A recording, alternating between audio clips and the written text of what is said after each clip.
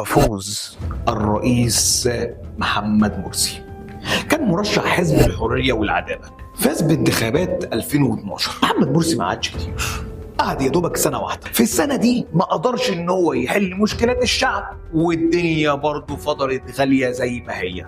علشان كده حصل معارضة من الشعب المصري، وناس كتير عرضت محمد مرسي وقالوا له ارحل يا مرسي، احنا مش عايزينك، ارحل يا مرسي، سيب الكرسي. بس برضه مرسي تمسك بالكرسي.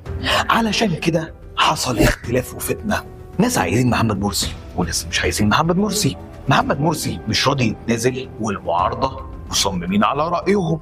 علشان كده هنا لازم تتدخل القوات المسلحة. القوات المسلحة قالت لمرسي وقالت للمعارضة قدامكم أسبوع واحد تحاولوا إن أنتوا توصلوا لصيغة تفاهم ما بينكم والحل. خلال الأسبوع لا مرسي قبل ولا المعارضة قبلت، وعدى الأسبوع، ومن هنا طلع المشير عبد الفتاح السيسي قائد القوات المسلحة وأعلن عزل محمد مرسي.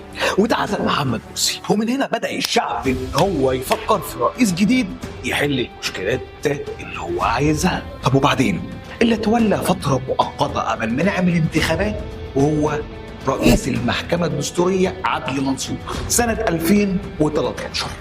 عدلي منصور مسك البلد فترة مؤقتة عبال ما الشعب المصري اختار الرئيس عبد الفتاح السيسي. تولى الرئيس عبد الفتاح السيسي سنة 2014، ومن هنا مصر هتبدأ إن هي تدخل في مرحلة جديدة من التطور ومن السعي ومن التقدم، لغاية ما هنشوف أعمال كتيرة وهتبدأ تنزل بعد كده في التاريخ اللي هيتغير بقى في السنين اللي جايه. كده احنا اتكلمنا عن ثورة 25 يناير مشينا فيها مبارك، واتكلمنا عن ثورة 30 يونيو 2013 اللي تعين فيها بعد كده الرئيس عبد الفتاح السيسي. عايزين نتكلم ونشوف ليه الشعب المصري عمل ثورة 25 يناير 2011. ده مصر من انت قلت لي ظلم وفقر وحاجات كتير جدا، هقول لك تعالى بقى ناخد الاسباب بالتفصيل.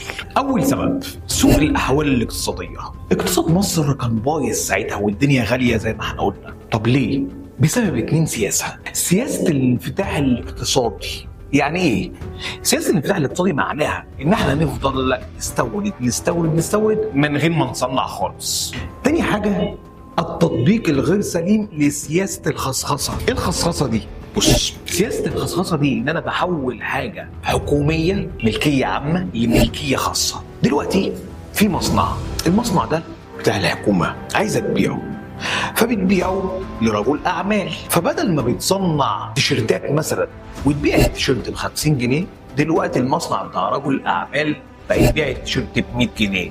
يبقى كده ايه اللي حصل؟ ارتفع الأسعار. وبدل ما المصنع ده كان شغال فيه 20,000 وهو تبع الحكومة، جه البيزنس مان قال لك ايه؟ لا أنا مش عايز 20,000، مش هدفع مرتبات لكل ده، خلي 10,000 بس اللي بتشتغل. وبكده في 10,000 قعدوا من غير شغل، يعني البطاله. يبقى سياسه الخصخصه ادت الى اثنين: ارتفاع الاسعار وارتفاع عدد البطاله. ثاني سبب للثوره سوء الاوضاع الاجتماعيه. علشان ساعتها كان في ايه؟ الشعب كان متقسم من حاجتين: اما طبقه غنيه او طبقه فقيره مش لاقيه تاكل. يبقى زياده الفوارق اللي ما بين المجتمع، وده سببه غياب العداله الاجتماعيه. مفيش عداله اجتماعيه، ما بنوزعش الثروات بشكل صح، ما بنديش مرتبات بشكل صح. ثالث سبب عندي سوء الأوضاع الصحية والتعليمية. الصحة في النازل والتعليم رايح في 60 داهية. رابع سبب للثورة العمل بقانون الطوارئ. قانون الطوارئ ده ايه هو قانون الطوارئ؟ من 1981، من اول ما مسك محمد حسني مبارك لسنة 2011، يعني 30 سنة وهو مطبق قانون الطوارئ. قانون الطوارئ ده اللي هو كان ممكن اي حد يتلقط وهو ماشي في الشارع ويتحبس من غير اي قضية خالص. فده كده كان رابع سبب العمل بقانون الطوارئ. خامس سبب واخر سبب للثوره ان الشعب المصري يتفاجئ بحاجه. يتفاجئ بايه؟ كان في انتخابات معموله سنه 2010، انتخابات مجلس الشعب. مره واحده بنبص لقينا اللي فاز بانتخابات مجلس الشعب حزب اسمه الحزب الوطني، اللي كان مؤسسه مصطفى كامل الترم الاولاني بالظبط. طب ايه المشكله؟ الحزب الوطني فاز. ما هو فاز بنسبه مش عاديه، فاز بنسبه 97%. طب برضه ايه المشكله؟ ما هو الحزب الوطني ده كان حبيب الحكومه، والحزب الوطني ده فاز بمجلس الشعب. فهل حبايب الحكومه هيعترضوا على الحكومه؟ طب ازاي؟ علشان كده مجلس الشعب كان يخلو من اي معارضه. يبقى دول كده الخمس اسباب ليه ثورة 25 يناير 2011. وبكده ثورة 25 يناير هي ثورة فريدة ومختلفة عن باقي الثورات اللي احنا درسناها، مختلفة عن الثورة العربية، عن ثورة 1919، عن ثورة 23 يوليو اللي احنا خدناها في أول درس، مختلفة عن كل الثورات دي. ليه مختلفة؟ عشان دي كانت أول ثورة تقوم بناء على التكنولوجيا ووسائل التواصل الاجتماعي زي فيسبوك، التويتر، اليوتيوب، كل الكلام ده. وبكده نكون خلصنا درس بيتكلم عن أهم الثورات في التاريخ الحديث، ونتقابل في ثورة جديدة، ده لو حصل ثورة جديدة، وفي تاريخ جديد، وفي درس جديد. السلام عليكم.